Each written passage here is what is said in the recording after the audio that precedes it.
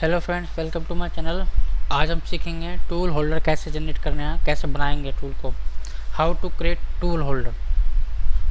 तो हम एक यहाँ से टूल ले लेते हैं, कोई भी 12 का एक एंडमिल बना लेते हैं। लेंथ ले लेते हैं 50 mm। इधर लिखते हैं 12 का एंडमिल। अगर आपको सैंक नहीं लगाना, सीधा होल्डर लगाना है। होल्डर कौन सा लगाना चाहते हो?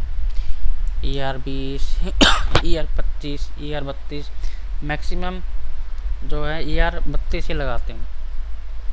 तो ER32 का अपर डायमीटर होता है 52 का, लोअर डायमीटर 52।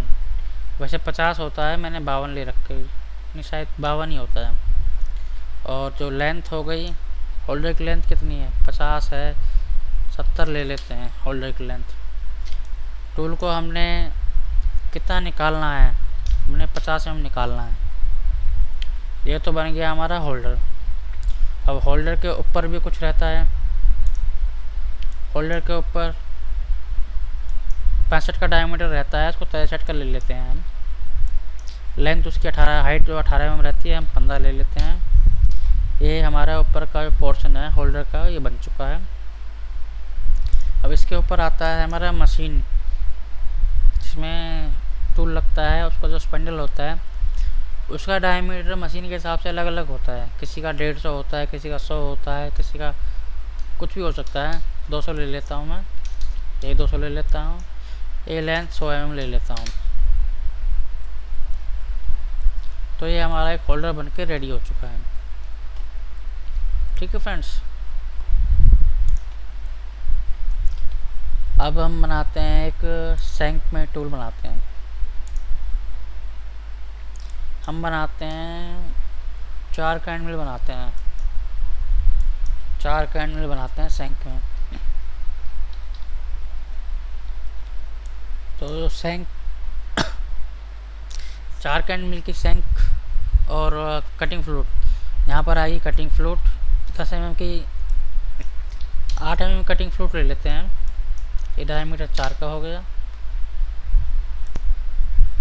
अब यहाँ से हम सैंक ऐड करेंगे, इधर से प्लस करेंगे तो 4 का एंडमिल में सैंक 6 का आएगा। अपर आया हुआ 6 का, ये देखते रहिए आप, शेप बदलती रहेगी। लोअर आया होगा 4 का। अब ये जो अपर डाया लोअर डाया के बीच में एक टेपर डला होता है इस तरह से। उसकी लेंथ कितनी होती है? उसकी लेंथ ले लेते हैं 3 mm, 3.5 ले लेते हैं। उसके बाद फिर से एक हम ऐड करेंगे। अपर डाया 6 का डाया रहेगा, लोअर डाया 6 का रहेगा। ये लेंथ हो जाएगी 10 mm या 15 mm ले लेते हैं। ये हमारा कटिंग लेंथ बन चुकी है। ये हमारी सैंक का टेपर बन गया है। ये हमारी सैंक बन गई है। अब इसमें हम होल्डर ऐड कर देते हैं। इसकी होल्डर ले लेते हैं हम 52, 50 और hang length 18 mm total length है। और ऊपर का जो मशीन का स्पेसिफिकेशन है वो डाल देते हैं।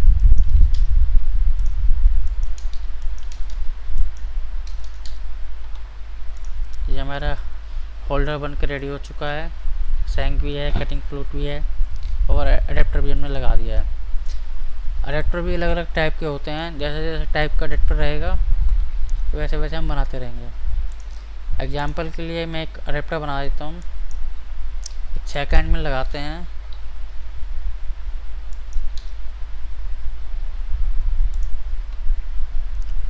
होल्डर लगाते हैं।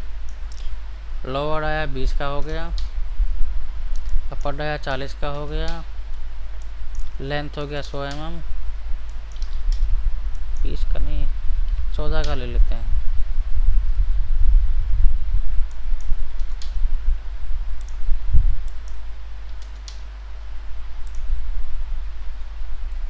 आपने देखा होगा टेपर में भी अडेप्टर आते हैं इस तरह से, जिसमें पीछे से लॉकिंग होती है। पीछे से एक एलिंग की लगा करके टाइट करते हैं, कॉलर लगा करके। साइड लॉकिंग अडेप्टर भी बोलते हैं उनको, हर जगह अलग अलग नाम रहते हैं।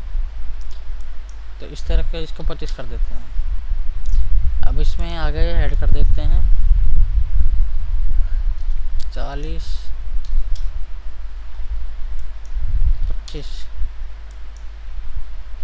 15 और ऐड कर देते हैं 40, 40, 15। अब कर देते हैं 63, 63, 15। अब आ जाता है हमारा स्पेंडल।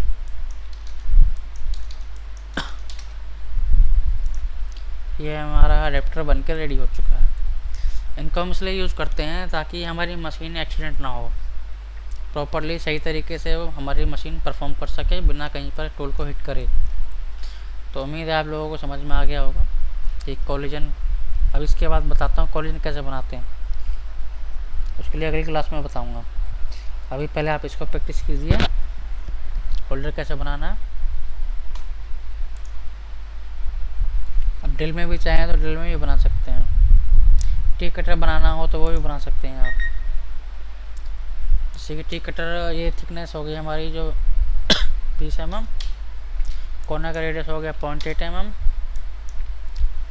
और ये डायमीटर हो गया हमारा 60 का। ये तो हो गया हमारा कटिंग करने वाला जो एरिया है जहाँ पर हमारे इंसर्ट लगेंगे।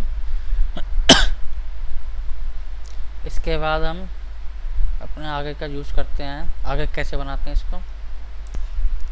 तो ये हमारा जो होने के बाद इसमें हम आगे लगाते हैं सैंक 32 का आएगा, 32 का ही रहता है लगभग।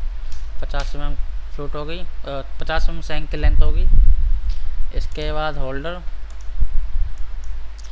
इसमें लगेगा ER 40, 65 mm डायमीटर, 50 mm। इसके बाद आप इसी का होल्डर लगा दो।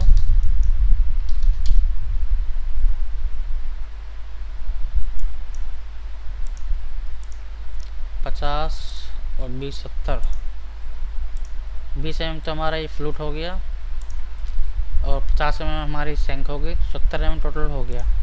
तो यहाँ पर जो ओवरहैंग लेंथ है उसको 70 mm कर देते हैं। तो ये हमारा बन गया होल्डर। ठीक है फ्रेंड्स, उम्मीद है आपको समझ में आ रहा होगा। मिलते हैं अगली क्लास में अब।